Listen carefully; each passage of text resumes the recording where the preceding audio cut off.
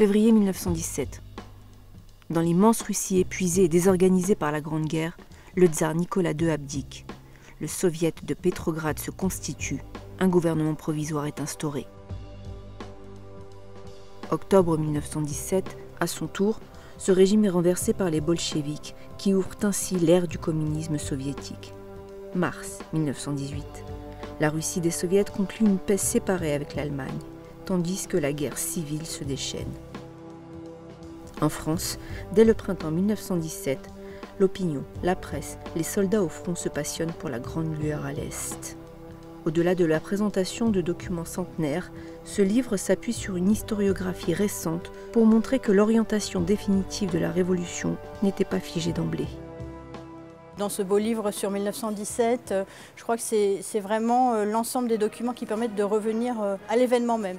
Les révolutions russes, la révolution de février et la révolution d'octobre, avec des documents que nous ne connaissions pas, notamment ces magnifiques séries de revues satiriques, cette ébullition de publications, la liberté de la presse pour la première fois en Russie en 1917. Et donc ces revues qui sont d'une grande liberté graphique, d'une grande liberté aussi de ton politique, mais il y a aussi beaucoup d'autres choses, des films, des photographies et puis des correspondances, des carnets personnels qui sont aussi ces nouvelles archives qui nous permettent de mieux comprendre la révolution russe.